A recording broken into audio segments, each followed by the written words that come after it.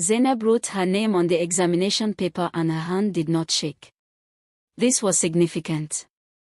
Her hand had shaken the first time she held a pen in a classroom. She had been 16 years old, which was not the age at which most people hold a pen in a classroom for the first time, and the shaking had been the specific shaking of someone who is doing something in public that they have only ever done in private and secret, at night, by the light of a phone screen borrowed without permission, practicing letters on the back of packaging material because paper was not something she had access to. She had been 16 and the other students in the adult literacy class had been older and nobody had asked why she was there because the adult literacy class was not a place where people asked each other questions that required explaining. They were all there with their own reasons and the reasons were their own business. She had held the pen. Her hand had shaken. She had written her name anyway.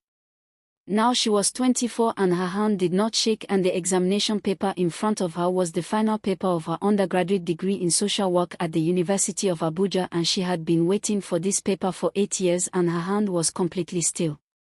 She wrote her name. She read the first question. She began to write. If you have ever started something 8 years later that you should have and finished it anyway, drop a comment below.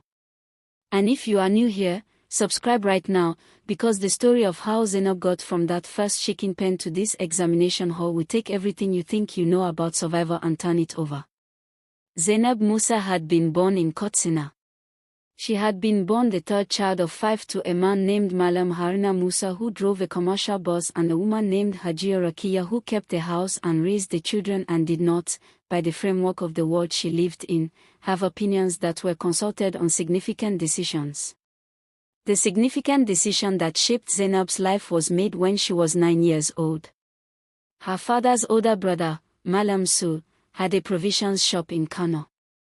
He was 47 and widowed and had 3 young children and needed someone to help manage the household. He asked Malam Haruna for one of the girls. For help with the house and the children, he said. She will be well taken care of, he said. She will go to school, he said. Zainab heard the conversation from the room where she was not supposed to be listening. She heard her mother's voice, careful, careful, the voice of a woman who has learned that the careful voice is the one that produces results, saying, she is still young. She heard her father's voice saying, Soul is family. She will be with family. She heard her mother's careful voice one more time, saying something she could not hear clearly because the voice had become very quiet. She did not hear her mother push back. She did not hear her mother say no. 3 days later, Zainab was in a bus to Kano with a small bag and her uncle and the specific feeling of a 9-year-old who has understood something that 9-year-olds should not yet have to understand, that the people who were supposed to keep you safe had made a calculation and the calculation had a result and the result was the bus. Malam Su's house was not a cruel house in the way that cruelty is loud and obvious. It was a quiet house with quiet rules and the quiet understanding that Zainab's role in it was service, and the service was total, and the school that had been promised was not mentioned again after the second week. She woke at 5. She cleaned, she cooked, she managed the 3 children who were 7, 5, and 3, who were fed before she ate, who were bathed before she bathed, who were put to sleep in beds while she slept on a mat. She did this at 9. She did it at 10. She did it at 11. At 12 she understood that the school was never coming and she cried for 3 days about this in private and at the end of the 3 days she stopped crying and started thinking, which was what she would do for the rest of her life when the crying was finished, stop, and think, and find the next possible thing. The next possible thing at 12 was the Quran school that met in the evenings 2 streets over. She could not attend, she was not free in the evenings. But the woman who ran it, Hajia Maryam, was a customer of Malam Su's provision shop and came on Tuesdays and Thursdays, and Zainab served her tea and Hajia Maryam, who had eyes that saw what they looked at Zainab carefully. You want to come to my class, she said one Thursday. Not a question. Zainab looked at her. I cannot, Ma. I am needed here. What time does Malam Su close the shop? 8. My class is at 7. It ends at 9. She looked at Zainab. What happens in this house at 7 in the evening? The children are asleep by then, Zainab said. And Malam Sul watches television. So from 7 to 9 you are not strictly needed. Zainab looked at her. I am not inviting you to escape anything, Hajiya Maryam said. I am offering you an hour and a half, 2 evenings a week, to come and sit with old women learning to read. She paused. Come on Tuesday. If anyone asks, you are helping me carry things. Zainab came on Tuesday. She had not yet held a pen in a formal setting. She held one for the first time that Tuesday at Hajiya Maryam's class, in a room with women who ranged from 30 to 70, and her hand did not shake because she was too focused on the letters to notice her hand. She was not learning slowly. Hajiya Maryam noticed this by the 3rd week. You are not a beginner, she said to Zainab privately after class. I have practiced, Zainab said. At night. With anything I could find. How long? 3 years, Zainab said. Since I came here. Hajiya Maryam looked at this 12-year-old girl who had been teaching herself to read for 3 years in secret at night and who had now attended 3 evening classes and already surpassed women who had been attending for months. She said nothing for a moment. Then she said, next week I will bring you a different book. What Hajiya Maryam brought was not a different book. It was 4 books. And a notebook. And a conversation. Listen to me, she said, sitting across from Zainab in the small room after the other students had gone. I do not know your full situation. I know pieces of it. I know you are in that house and I know what I see. She paused. I cannot change your situation tonight. But I can give you something that your situation cannot take from you. Knowledge, Zainab said. Yes. But more specifically, the ability to get more knowledge. On your own. Without anyone giving it to you. She opened one of the books. This is mathematics. This is English. This is general science. This is civic education. She looked at Zainab. I taught primary school for 22 years before I retired. I know what is in these books. If you study them, seriously, with the same attention you have given the last 3 weeks, you will know what a primary school graduate knows. And then? Zainab said. And then we find the next book. Zainab looked at the 4 books. Why are you doing this? She said. Hajiya Maryam looked at her. Because someone did it for me once, she said. And because you are the kind of person that books are wasted on if they never reach you. She went home with the 4 books under her wrapper. The years in Malam Sul's house had a rhythm and the rhythm did not change, and Zainab learned to live inside the rhythm the way water learns to move around a stone, not breaking it, not fighting it, simply finding the passage that is available. The passage that was available was the space between 9 at night and 5 in the morning. She slept from 9 to midnight. She studied from midnight to 4. She slept from 4 to 5. She did this for 4 years. She finished the primary books. Hajiya Maryam found secondary school books. She finished the junior secondary books. Hajiya Maryam found senior secondary books. She walked through them with the focused attention of someone who understands that this is the only thing happening that cannot be taken from her. She also, during these years, began to understand her situation with more precision. She was not a slave in the legal sense. But she was not free in any practical sense. She was a child in a house where her labor was extracted in exchange for food and shelter, and the implicit threat, never stated, only understood, that she had nowhere else to go and no one advocating for her return. Her mother wrote once a year. The letters were short and careful and full of prayers and contained no discussion of when Zainab was coming home or whether Malam Sul was honoring the promises that had been made. Zainab read the letters and understood that her mother was doing the only thing her mother knew how to do, praying and hoping and waiting for a situation to resolve that she did not know how to change. She wrote back. Her letters were also careful. She described the children and the house and said she was well. She did not describe the midnight studying or the books under the mat or the slow construction of an education from salvaged hours.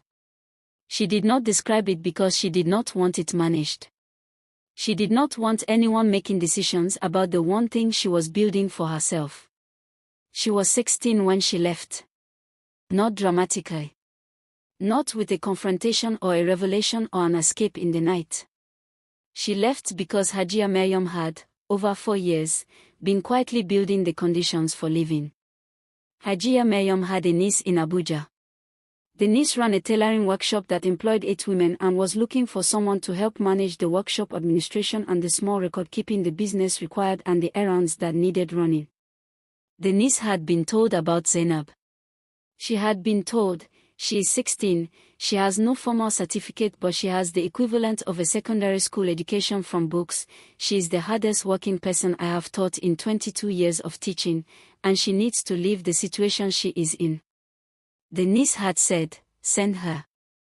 Hajia Maryam had then done the thing that required the most careful management. She had spoken to Malam Su. Not as an accusation. Not as a confrontation. As a practical proposition. The girl is 16, she has prospects, there is a position for her in Abuja with a respectable woman, this is an opportunity that serves everyone. Malam Su had his own calculations. 3 children who were now 15, 13, and 11 and no longer needed the management that a 9-year-old had needed. A shop that was doing adequately. A reputation in the community that he preferred to protect. He said yes. Zainab left Kano on a Tuesday morning in March with a bag that was slightly larger than the one she had arrived with 7 years ago and 4 books that Hajia Maryam gave her as a going gift and the address of the niece in Abuja written on a paper she folded and put in her bra because she was not taking chances with the paper. Hajia Maryam saw her to the bus.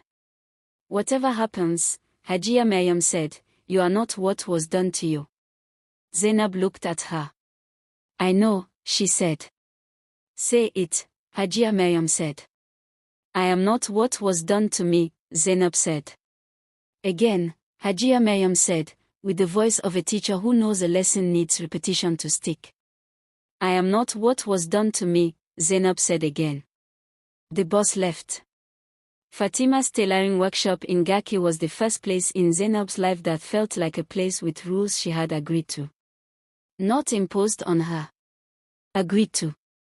She worked. She managed the records. She ran the errands. She did what was asked of her and she did it with the efficiency of someone who had spent 7 years being required to be efficient before they were ready. She also, immediately and without asking permission, enrolled in the Adult Literacy Center 2 streets from the workshop. Not because she needed the literacy. She needed the certificate. She needed a piece of paper that said she had been somewhere official and had learned something official and had been examined on something official, because the books under the mat and the midnight hours were real but they were not on paper and paper was what the world asked for. She got the certificate in 8 months. She showed it to Fatima. Fatima looked at it. Now what? Fatima said. Now I find out what comes next, Zainab said. What came next was the NICO examination. She sat it at 18, 2 years after arriving in Abuja, in a hall full of secondary school students who were younger than her and who looked at her with the specific curiosity of teenagers encountering someone their age who does not seem to belong to their category. She did not explain herself. She sat. She wrote. She left. The results came back with 6 credits. She held the result slip in the tailoring workshop and Fatima looked at it over her shoulder. 6 credits, Fatima said. 5 were required for the program I want, Zainab said. Which program? Social work. University of Abuja. Fatima looked at her. University. Yes. You have money for university? No, Zainab said. I have 6 credits and information about a scholarship for mature students from underprivileged backgrounds. She paused. I qualify in every category. Fatima looked at her for a long moment. Then she said, "When is the application deadline?" 3 weeks. Then we have 3 weeks, Fatima said. What do you need? The scholarship application required a personal statement. Zainab sat with the blank page for 2 evenings. Not because she did not know what to write. Because she had never written her own story for an audience before, she had written it in the midnight hours for herself, in notebooks, the record of what had happened and what she had done about it and what she intended to do next. But writing it for a scholarship committee, for people who would read it and decide what it was worth, was different. She wrote the first line on the 3rd evening. I did not go to school until I was 16. This is not because I did not want to go. She wrote for 2 hours. She did not embellish. She did not minimize. She wrote what had happened with the specific directness of someone who has decided that their story does not need to be dressed up to be worth something. She submitted the application. She received the scholarship 6 weeks later. She called Hajia Maryam. Hajia Maryam's phone rang 4 times and then the old woman picked up and Zainab said, "I got the scholarship." A silence. Then Hajia Maryam said something that was not words, a sound that came from somewhere past language, from the place where you keep the things you have been holding for a long time and are only now releasing. University, Zainab said. Social work. I start in September. Social work, Hajia Maryam said. Tell me why. Zainab had not been asked to explain her choice to anyone. She had been told it was admirable and told it was difficult and told it did not pay well, but nobody had asked her why. Because of what was done to me, she said. And because of what was done for me. She paused. Both things happened. I want to do the second thing. For other people who are in the situation of the first thing. Hajia Maryam was quiet. You already knew this, Zainab said. When you brought the books.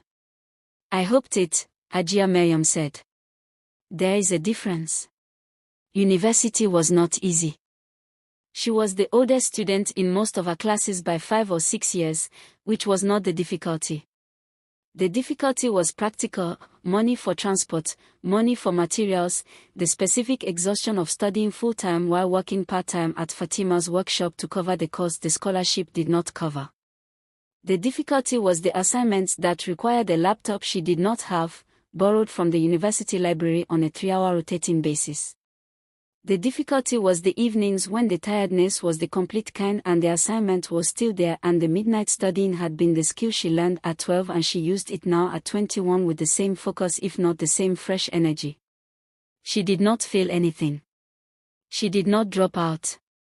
She also did not always know how she was going to continue. In her second year she nearly stopped. Not because she wanted to stop. Because the money had run short in a way that felt unsurvivable and the part-time hours at the workshop had been cut because the workshop was going through its own difficulties and she had sat in her small rented room in Gaki and looked at the numbers and they did not work. She called Fatima. Fatima said, "How much?" Zainab told her. Fatima was quiet for a moment. Then she said, "I don't have it right now. But I know someone who runs a foundation for women in education. I have been meaning to tell you about them for a year. I did not tell you because I know you do not like accepting help." I do not like needing help, Zainab said. There is a difference. Will you let me call them? A pause. Yes, Zainab said. The foundation gave her a bursary that covered the remaining 2 years. She completed her second year. Her third year. Her fourth year. And then she sat in the examination hall with her hand completely still and wrote her name on the final paper. The results came in August. She opened the portal on the library computer. She still did not own a laptop, a fact she had made peace with in the way she made peace with things, which was to look at it directly and then set it aside and continue, and she looked at the screen. Second class upper. She sat in the library and looked at the screen. A student beside her glanced over and saw the result page and said, "Congratulations. Zainab looked at him. Thank you, she said. She called Hajia Maryam first. Then she called her mother. The phone rang 3 times and her mother picked up and Zainab said, Mama, I graduated. Her mother made a sound. Zainab had prepared for this call. She had prepared to feel complicated things about her mother. The complicated things were real and she had done the work of understanding them and they were not going anywhere. But she had also prepared to let her mother be in this moment without the complicated things standing in the way.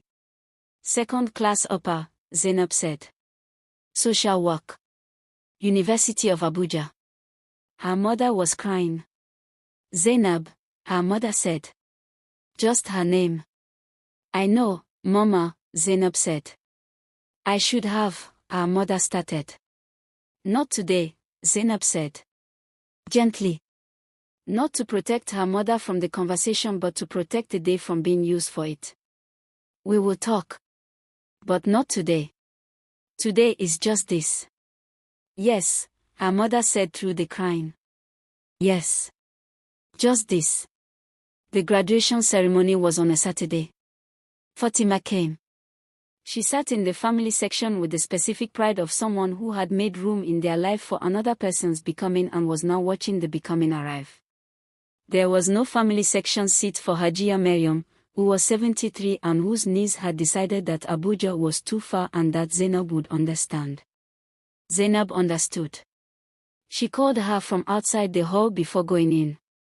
I am here, she said. I know you are there, Hajia Maryam said.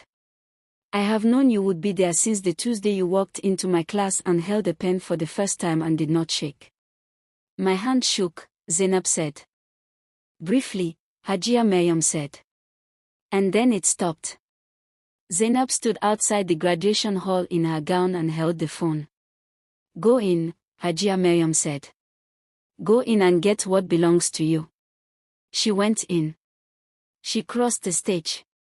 She received what belonged to her. The job came 3 months later. A child protection nonprofit in Abuja, working directly with children in situations of domestic labor and trafficking, children who were where she had been, who were 9 and 10 and 12 and doing what she had done and who needed someone who understood from the inside not the outside. The interview was 30 minutes. At the end, the program director, a woman named Dr. Halima, said, your personal statement. For the scholarship application. We have a colleague on the Scholarship Foundation board who sent it to us. With your permission, of course. Zainab said, I gave permission when I submitted it. You wrote that you wanted to do for others what was done for you, Dr. Halima said. What was done for you was someone seeing you and giving you access. Yes, Zainab said. That is exactly what this job requires, Dr. Halima said. Seeing children who have been made invisible and giving them access to what is already theirs. Zainab looked at her. I know how to do that, she said. I know you do, Dr. Halima said. When can you start? She started on a Monday. On her first day she was assigned 4 cases. She read the files in the morning and in the afternoon she went to see the first child, a girl of 11 in a household in Lugby, the same arrangement, the same invisible labor, the same small careful face that had learned not to ask for what it needed. She sat across from the child. She looked at her. The girl looked back with the specific assessment of someone who has learned to read whether a visitor is safe before investing anything in them. Zainab let her assess. She waited. Then the girl said, are you going to help me? Zainab thought about a bus to Kano at 9 years old. She thought about 4 books under a mat. She thought about midnight and letters practiced on packaging material. She thought about a Tuesday evening class and a woman who asked no questions and brought 4 books and said come on Tuesday. Yes, she said. I am going to help you. How? The girl said. The directness of it, the 9 words of your directness of a child who has stopped wasting energy on preamble. First by seeing you, Zainab said. Really seeing you. Not what happened to you. You. The girl looked at her. Something shifted in the careful face. Not trust. Trust takes time, and this child had learned to give time before trust. But the beginning of the thing that precedes trust. The recognition of someone who is not performing concern but actually feeling it. Zainab took out her notebook. "Tell me your name," she said. The girl told her. Zainab wrote it down. Carefully. With her completely still hand. They stole her childhood. They took the school years and the playground years and the years of being 9 and 10 and 11 with 9 and 10 and 11's rightful freedoms. They took 7 years and put labor in their place and called it family and called it opportunity and called it being taken care of. They did not see what they were living. They did not see the midnight hours. They did not see the pen that shook and then stopped. They did not see the 4 books under the mat and the woman at the provision shop and the Tuesday class and the years of building in the only space available. They took the childhood. They could not take what was being built inside it. And what was built inside it became a woman who sits across from a child who has been made invisible and says "I see you" and means it in the fullest possible way, from the inside, from the place that knows, from the place that survived and came out the other side with something to give. That is what they did not see coming. That is what they never see coming. If this story reached a part of you that has been taken from and kept going anyway, share it right now. Send it to someone who needs to be reminded that what was stolen from them is not the end of the story. Drop a comment and tell us what you built in the hours that were left to you. Like this video so more people find it. And if you are not yet subscribed, do it now, because every week we bring you a story about the people who were underestimated and what they did with the underestimating. The next story is already here. Do not miss it.